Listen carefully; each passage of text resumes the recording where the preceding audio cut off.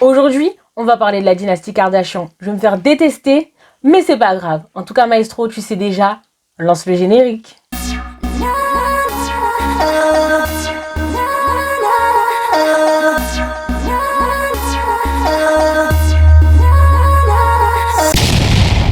Hey guys, j'espère que vous allez bien. Alors aujourd'hui, on va parler de la famille Kardashian-Jenner et de l'influence qu'elles ont eue sur l'image, voire la conception qu'on a de la femme aujourd'hui.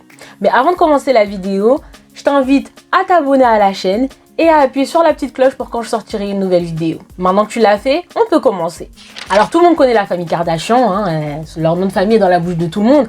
Maintenant après, si toi qui regardes la vidéo, tu ne les connais pas, je ne peux rien faire pour toi. Malheureusement, sur quelle planète vis-tu? Tout le monde connaît la famille Kardashian, clairement. Et on peut pas accepter que tu ne connaisses pas. On peut pas l'accepter. Trop c'est trop. On peut pas accepter. On peut pas accepter ça. Dans cette vidéo, on va répondre à plusieurs problématiques, tout en ayant en tête l'influence et l'impact qu'elles ont eu sur l'image, voire la conception de la femme. Donc on va se demander finalement, est-ce qu'elles sont problématiques? Est-ce que c'est des exemples? Est-ce qu'elles ont eu un impact positif, voire utile? Après, je sais que... Vous savez quoi? J'accepte les avis contraires. De toute façon, les Kardashians, c'est pas ma famille. Donc en soi, je ne fais que donner mon avis. Bon, c'est très bien que les Kardashians se sont fait connaître par rapport à la mode, par rapport au maquillage, par rapport au corps aussi. Et donc du coup, depuis un certain temps, elles sont hyper connues. Mais bien évidemment, on ne peut pas parler des Kardashians sans parler de Kim. Et bien évidemment de sa mère, Kris Jenner. Elle doctorat en vente, clairement, chapeau bas. Alors sans rentrer dans le détail, Kim Kardashian, elle s'est fait connaître de la même manière que sa copine Paris Hilton en 2004, si je peux dire ça comme ça. Et c'était aussi la fille de l'avocat de la défense de monsieur O.J. Simpson, donc monsieur Robert Kardashian, il me semble. Elle compte à elle seule plus de 172 millions d'abonnés, ce qui correspond quasiment à la moitié des habitants des États-Unis, sachant qu'il y a aussi une fanbase qui est un petit peu partout dans le monde. C'est pas juste limité au continent américain. Donc grâce à elle, la famille s'est fait connaître notamment par le biais d'une télé-réalité qui s'appelle L'incroyable famille Kardashian, qui date de 2007 et qui est toujours là. La série s'est fait connaître par ses nombreux buzz. You guys, stop it. How old am I? Stop. How old are you? Don't. Both of you. Okay, separate. No. You Don't. two stop. Never!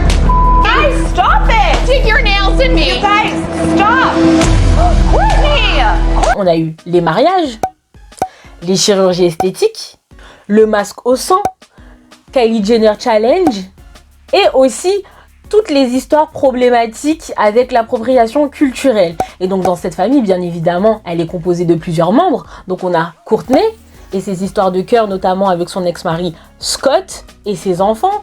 On a Khloé, elle aussi, avec ses histoires de cœur avec Lamar Odom, tout en passant par Tristan et Jordyn, la meilleure amie de Kylie.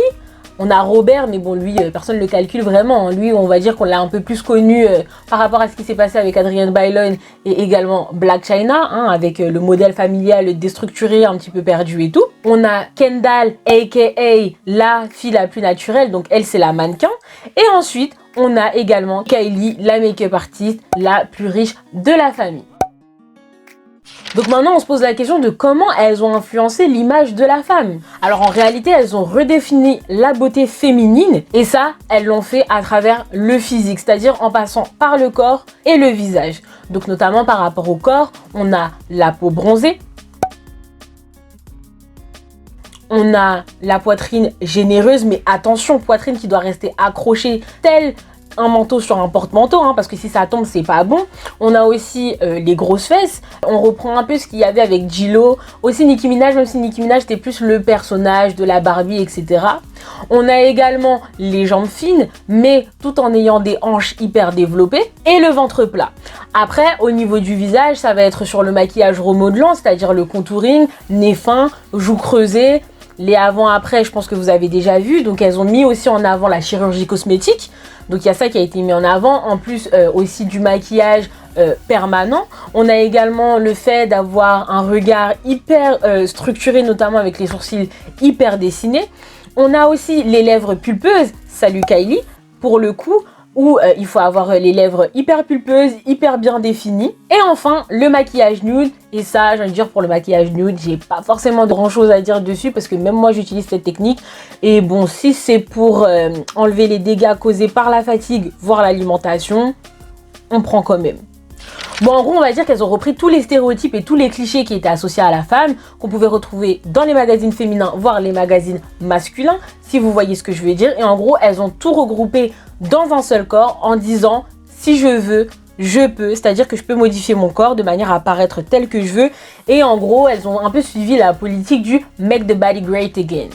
Donc du coup, ce qui a été recherché, et ce critère un peu de la femme désirée, désirable, ça n'a pas seulement été mis en avant par les hommes, parce que j'étais déjà tombée sur quelques articles où les hommes disaient que voilà, ils préféraient ça, typiquement physiquement chez certaines femmes, mais il faut arrêter de penser que c'est juste les hommes qui demandent certains critères de beauté, parce que premièrement, c'est les médias qui définissent ce qu'il y a, mais il y a aussi les magazines féminins qui appuient sur certains complexes, certains clichés de la femme où on cherche à avoir telle ou telle partie de cette manière, notamment la poitrine généreuse, etc., etc. Quelle est la femme parfaite selon vous? C'est vraiment la problématique à laquelle elles ont répondu, et elles ont, pour elles en tout cas, et c'est ce qu'elles ont montré et c'est ce qu'elles ont mis en avant, c'est que l'image de la femme parfaite, c'était ce qu'elle montrait physiquement. Donc finalement, il y a un peu ce côté féministe où on a la réappropriation du corps, mais de l'autre manière, on a un peu ce côté de la femme objet où le corps est réifié. Donc finalement, on sait pas trop, elles ont voulu se placer, mais on voit qu'il y a eu une réelle influence par rapport à ça. Après, il y a aussi eu la problématique qu'elles se sont basées sur énormément de clichés de la femme noire, mais elles ont quand même joué sur la superficialité du corps pour montrer une certaine acceptation et montrer aussi d'une certaine manière ce que devait être la femme physiquement selon elles. Et d'ailleurs, pour ça, elles ont utilisé plusieurs stratagèmes, et le premier stratagème qu'on va mettre en avant, c'est la chirurgie esthétique. En réalité, on va pas se mentir, le physique, ça a un peu une importance pour tout le monde, de moi à vous, de vous à moi. On sait très bien que pour certaines personnes, ou même pour tout le monde, le physique joue quelque chose. Après, faut-il encore mesurer quelle est la place et la proportion que prend le physique dans nos critères, dans la sélection de la beauté selon nous. Après, elles, c'est à outrance, et donc on voit que avec la chirurgie esthétique, elles ont vraiment mis en avant ce côté où je peux changer mon corps et avoir mon corps de la manière dont je le veux. Et donc du coup, ça a vraiment été mis en avant. C'est-à-dire que ça existait déjà avant, mais elles l'ont amplifié. Elles l'ont amplifié, et au début, je me souviens qu'elles utilisaient l'argument du sport, de la fitness, en disant que voilà, elles pouvaient transformer leur corps à travers le sport, etc. Même si on savait tous que c'était faux, parce que du coup, on a vu l'évolution des techniques, notamment la réinjection de graisse, etc. Et en fait, j'insiste sur l'argument de la fitness parce qu'on a pu voir par rapport à ça que les post-bad Insta fitness, le fait d'aller à la salle, etc. On a vu tout ça en fait. Et c'est vrai que Instagram, c'est vraiment le reflet de cette famille, je trouve, où on avait ce côté où c'était pas juste avoir un corps, un joli corps pour la santé, ou voilà, c'était vraiment tu peux remodeler ton corps. Et donc on a vu voilà, des exercices qui sont ciblés aussi par rapport à si tu veux des grosses fesses, si tu veux un ventre plat, etc., etc. Ça a beaucoup joué parce que du coup tu te dis la chirurgie esthétique c'est pas forcément soit par exemple tu ne le peux pas, ou sinon tu veux juste pas passer sur la table quoi, t'as pas forcément envie de te faire ouvrir le corps pour ça. Donc voilà, donc il y a eu la fitness, après du coup comme j'ai dit, il y a eu la chirurgie esthétique, elles en ont beaucoup joué, et il y a aussi eu la chirurgie cosmétique. Donc là, c'est tout ce qu'il y a avec le contouring, etc. Tu peux avoir le visage que tu veux. Donc voilà, elles ont vraiment joué dessus. Elles ont vraiment joué sur tous les aspects de la chirurgie pour montrer qu'on pouvait avoir le corps qu'on souhaitait, le visage qu'on souhaitait, le physique qu'on souhaitait, et qu'on pouvait être à l'image de ce qu'on attendait d'une femme. Parce que généralement, oui, on attend d'une femme qu'elle ait les hanches larges, le ventre hyper plat, enfin bref, il y a plein de trucs comme ça, il y a plein de stéréotypes, plein de clichés sur la femme, où on va dire par exemple les hanches larges c'est pour mieux porter le bébé, donc c'est plus attirant, enfin bref, il y a toujours des stéréotypes comme ça. Donc voilà, ça c'est des choses qu'elles ont vraiment mises en avant. Mais en gros, ce que je cherche à dire, c'est surtout que en fait, elles ont banalisé ça, et c'était quelque chose qui était diabolisé avant, et là elles ont fait en sorte que ça paraisse de manière angélique et totalement normale aux yeux de tout le monde. Le problème qui est posé pour moi dessus, c'est surtout qu'elles donnent une très mauvaise image aux adolescentes, parce qu'en soi, je pense qu'en tant qu'adulte, et moi avec le recul que j'ai du haut de mes 24 ans, je pense que c'est des choses qui vont pas m'atteindre de la même manière que quand j'avais 15 ans par exemple. là je donne un exemple personnel, mais je pense que c'est ce qui se passe dans la tête de beaucoup de jeunes filles aujourd'hui. Je pense qu'elles ont un peu matrixé la manière dont la femme devait être. Parce qu'aujourd'hui, les adolescentes vont penser qu'être une femme, c'est ça. On sait tous que lorsqu'on est adolescent, il y a une confiance en soi qui se construit, il y a une certaine estime de soi aussi qui se construit. Elle passe premièrement par le physique, parce que c'est un peu l'époque où ton corps fait un peu n'importe quoi. Hein. T'as un sein plus gros que l'autre, et tu veux une poitrine uniforme, tu veux aussi ressembler à maman, tu comprends pas pourquoi t'as des boutons sur le visage. Enfin bref, ton corps fait un petit peu n'importe quoi et t'es un petit peu perdu, bouleversé. Tu te dis mais qu'est-ce qui se passe en fait? On recherche quand même à avoir cette image de la femme, mais aussi ce côté pendant l'adolescence où on veut plus être juste les filles avec les filles, les garçons avec les garçons. Il y a cette partie où on essaie de vouloir plaire, etc. Enfin bref, on se recherche en fait pendant cette période-là. Et donc du coup, elles appuient dessus. Et c'est là que changent les conceptions. Et en fait, ce qui me dérange avec elles, c'est au niveau de la question de l'acceptation de soi. Il y a cette idée d'acceptation de soi dans ce qu'elles font, mais c'est accepte-toi en étant ce que tu veux, mais pas en étant ce que tu es. Et ça me dérange fortement en fait. En étant adolescent, enfin, on est un peu une éponge, on absorbe un peu tout. On veut être ça, on veut être ci, c'est là qu'on se rend compte que peut-être finalement ce que papa, maman dit, c'est pas forcément ce à quoi je pense.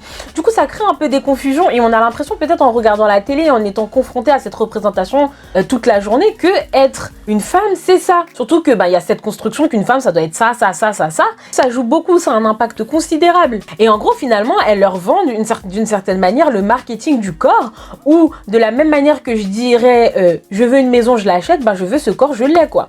Et en fait, je trouve ça lamentable un peu. Et en plus, ça bafoue justement ce travail d'acceptation de soi. Et l'acceptation de soi, c'est une chose sur laquelle il faut travailler, parce que ok, tu vas t'accepter physiquement et le physique a un impact fort sur le moral, la manière dont tu te perçois, mais en dehors de ça, l'acceptation de soi, c'est pas juste une acceptation physique, c'est aussi une acceptation psychologique, et je pense que tout ça, ça va de pair. Et du coup, je trouve qu'elle bafoue ce travail auprès des adolescentes, et c'est un public qui est visé, c'est dangereux. Et puis même, je pense que les adolescentes, c'est pas simplement le seul public, c'est aussi pour plusieurs femmes, et là je vais en citer sur les femmes enceintes qui, lorsqu'elles ont fini d'accoucher, il y a cette pression aussi de retrouver ce corps de rêve, etc. Et je pense que, en fait, elles donnent tellement une image fantasmée qu'on a l'impression que c'est possible, certes, avec le sport, tu peux arriver à tes fins, on va dire, mais elles vendent une image totalement fantasmée, et ça n'existe pas en fait. On rejoint ce modèle de la beauté universelle, au lieu même d'avoir toutes ces beautés qui sont différentes et tout, où on peut se plaire en étant soi-même, tout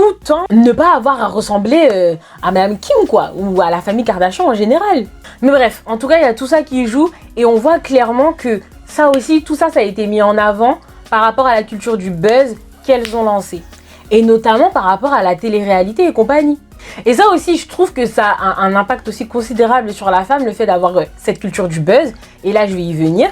Et ça, je pense que ça a vraiment été amplifié avec la télé-réalité. Et d'ailleurs, on a une maître de conférence de Paris 8 qui s'appelle Sophie Giel, donc maître de conférence en sciences de l'information et de la communication, qui dit clairement que la télé-réalité est basée sur des clichés de la féminité et de la masculinité, que la publicité, la mode et les clips ont aussi leur impact, et qu'un certain nombre d'individus prennent les injonctions de ces normes au premier degré. Donc du coup là on voit bien que cette professeure a détaillé ce qui se passait en fait. C'est tellement pris au premier degré qu'on a l'impression que c'est vraiment ce qu'il y a, et que les Kardashians c'est la réalité, sauf que pas du tout. Et en fait, au bout d'un moment, ça rentre, ça travaille. Et par rapport à la représentation, et encore une fois, la représentation est extrêmement importante, parce que du coup, ça nous forge quand même un peu. Ça peut aussi, former d'une certaine manière notre point de vue et tout, pas forcément, mais je trouve que ça joue quand même beaucoup dessus.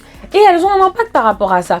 Et d'ailleurs, par rapport à ces injonctions, pour moi, Chloé, c'est le modèle même. Regardez, aujourd'hui, elle ressemble à une sans-visage dans Game of Thrones, et on le voit clairement qu'elle-même ne se ressemble plus. Donc, tu vends l'image fantasmée de la femme, mais toi-même, tu ne te ressembles pas. Donc, comment finalement tu veux qu'on te prenne au sérieux? Tu vois ce que je veux dire? Donc, du coup, c'est un peu ce qui se passe. Et c'est grâce au buzz, en fait, qu'elles promeuvent ça. Et c'est là qu'on voit que c'est bibi un peu, tu vois ce que je veux dire ou pas? Et en fait, clairement, à cause de cette culture du buzz, on voit que ce sont des produits. Et je sais que c'est pathétique quand même d'en arriver à comparer l'être humain à des produits, mais c'est un peu ce qui se passe. Ce sont des produits, nous sommes les consommateurs, et nous attendons quand même une certaine chose de ce produit, tu vois. Donc il y a aussi ça, elles répondent aussi d'une certaine manière ensuite à nos attentes, mais d'un côté c'est aussi le fait que si demain tu leur enlèves leur télé-réalité, qu'est-ce qu'elles valent aussi. Parce que je sais pas si vous vous souvenez, mais quand il y avait les anges, bah Nabila par exemple, elle, ce qu'elle voulait devenir, c'était une hit girl parce que c'était le truc du moment. Elle voulait devenir la nouvelle Kim Kardashian, elle voulait être connue et c'est comme ça en fait qu'elle a fait le buzz. En fait, c'est buzz sur buzz qui ont fait que aujourd'hui c'est devenu une personne célèbre. Après, c'est devenu une influenceuse, mais bon, ça, on va y revenir après. Mais c'est un peu ce qui s'est passé. Alors qu'en réalité, tout a été amplifié avec la télé-réalité, les réseaux sociaux, etc. En fait, c'est ça qui a mis tout ça en avant et ça a lancé des carrières. Enfin, de toute façon, ces filles-là sont célèbres parce qu'elles sont célèbres. Comme disent les Américains, c'est famous for being famous. C'est exactement ça. Et finalement, qu'est-ce qu'elles apportent? Elles ont banalisé la culture du mérite au profit de la culture du buzz. Et aujourd'hui, ce qui est recherché, c'est vraiment faire le buzz, mais à fond, à fond, à fond. Et en fait, c'est limite si on est en train de dire aux jeunes filles, mais en fait, vous n'avez pas besoin de travailler dur et tout. En gros, fais un buzz et t'auras du bif. Après, elles ont fait ça, mais ça a aussi mené au business de l'influenceuse. Et là, je sais pas si c'est dramatique, mais on remarque que c'est pas pour tout le monde. Et d'ailleurs, par rapport à ça, elles ont influencé aussi la publicité féminine, notamment avec le fait qu'il y a cette proximité qui a été créée avec les influenceuses par rapport aux femmes et tout, la manière dont on vendait le produit, puisque du coup maintenant c'est des personnes qui te plaisent, qui ont une personnalité, qui te ressemblent plutôt, qui vont te vendre les produits. Donc ça va être notamment avec les cosmétiques, aussi, puisque maintenant tu vas pouvoir plus t'identifier à une personne qui a la même couleur de peau que toi, le même corps que toi, enfin la lingerie, les vêtements, enfin bref. Je pense en tout cas que dans ce domaine publicitaire, marketing, communicatif, enfin de la communication quoi, elles ont fait évoluer ça et même le rapport de la femme à la femme est différent du coup. Mais en revanche, être réduite juste à l'image d'un produit, d'un code promo ou un truc, je sais pas. Mais bon après de toute façon c'est quelque chose qui s'utilise à peu près dans tous les domaines donc...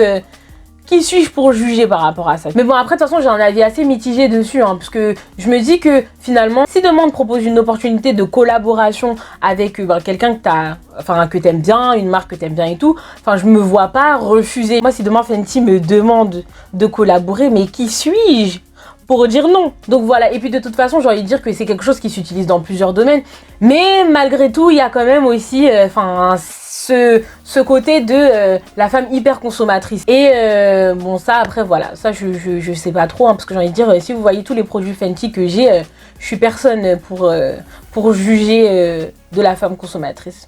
Donc voilà, mais bon après j'ai envie de dire quand Fenty a sorti 50 fonds de teint, si vous n'êtes pas noir, vous pouvez pas comprendre.